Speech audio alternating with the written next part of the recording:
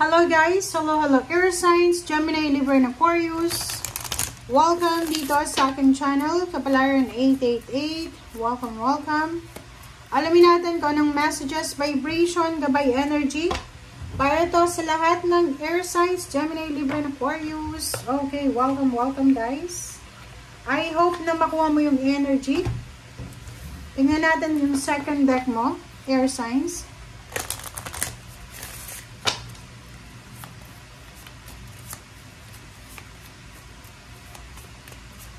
Okay, inner child. Wow.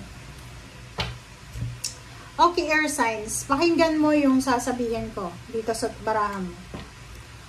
Yung rhythm na to, 28, na sinasabi na tune in to the natural rhythm of life. Ang ibig sabihin yan, go with the flow lang. Okay? Meron sa inyo dito, Air Signs, Gemini, Libra, and Aquarius na dumaan tayo sa pagkabata, 'di ba? Dumaan tayo sa pagkabata. Pero dahil sa paghihirap sa buhay, or dahil sa obligasyon, or dahil sa sobrang busy sa pag-aaral, siguro hindi mo masyadong na-enjoy yung pagkabata mo, yung inner child. So, these 2 days, posibleng bibigyan ka ng idea, or parang bibigyan ka ng ng hint ng universe na pwede mo din ma-enjoy yung inner child mo or ibalik yung inner child mo sa kasalukuyan kahit ano na yung edad mo sa ngayon. Kahit senior citizen ka na, ilang taon ka na ba, nasa middle age ka na ba, hindi pa huli ang lahat para, kumbaga, pagalingin natin yung inner child natin, yung inner child healing. 'Di ba? So, go with the flow, 'di ba? Go with the flow. Like, yung iba sa inyo, dahil sa busy sa trabaho, maagang nag-asawa, maagang nagtrabaho, busy sa pag-aaral, marami kang na-miss sa childhood mo. And gamitin mo ngayon kasi sa social media, maraming information, di ba? Like sa Google or sa kung ano pa man na platform, pwede kang makapag-research ng information about sa kung anong gusto mong balikan sa nung bata ka pa or nung mga panahon na inosente ka pa. Okay? So, parang limitless siya.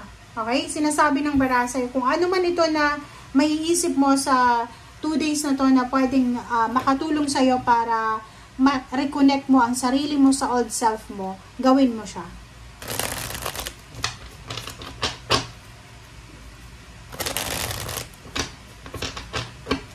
Okay.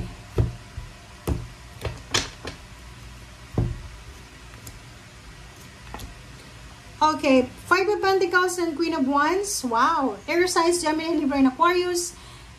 If may mga financial constraints ka, marami ka bang utang, maraming problema sa pera, maraming issue sa financial, sinasabi ng bara sa'yo dito, huwag kang mag-alala kasi may incoming financial freedoms talaga. Financial freedom, may incoming financial freedom, may emotional and physical health healing, spiritual healing, and financial healing na darating sa'yo. So, yun, di ba? So, like for example, nung bata ka, sobrang hirap ng buhay. Wala ka man lang na, parang hindi ka man lang mabilhan ng magulang mo ng damit, ganito. Ngayon, di ba, parang sinasabi ng bara sa'yo, marirealize mo yan sa next 2 days na sa ngayon, sa panahon ngayon, possible na lahat. May mura na diba? Ang mura na ng ibang bilihin compare sa dati. Kasi diba dati, sobrang hirap bumili ng ganito ganyan kasi mag-order ka pa. Pero ngayon, punta ka lang sa mall, online, mag-browse ka lang. Kung may pera ka, makakabili ka. Hindi tulad noon, kahit may pera ka, hindi ka makakabili sa kung ano yung gusto mo. Kung ano lang yung available dyan, yun lang yun. Diba? Okay, 'di ba? Wheel of Fortune. So, sinasabi ng bara sa'yo na maraming magbabago or maraming nagbago sa buhay mo. Pero marami ka din ng mga dala-dalang bagahe dyan sa puso mo.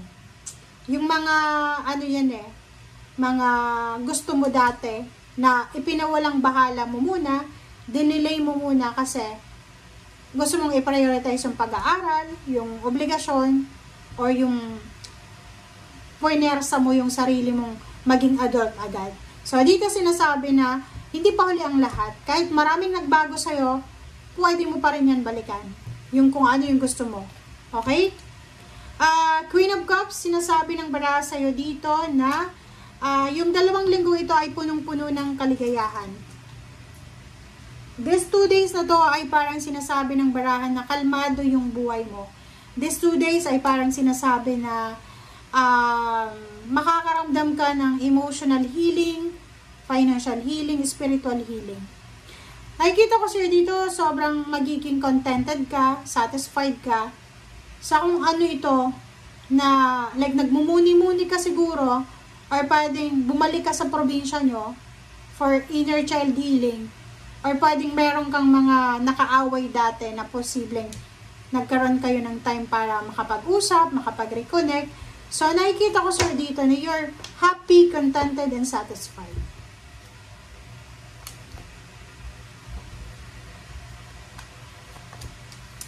Okay.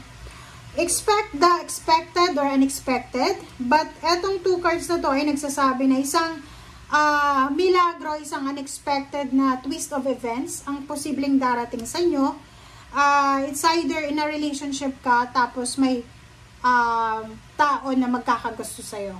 Or pwedeng single ka, out of the blue, may isang tao na magkakagusto sa'yo. Sinasabi ng barahan na if it's about relationship, courtship, mga suitors na yan, pag-isipan mong mabuti. Okay? 10 of Wands, nakikita ko sa'yo dito na for the next 2 days, sinasabi ng baraha sa'yo na marirealize mo na nasa gitna ka ng pagsubok. Parang sinusubok ka.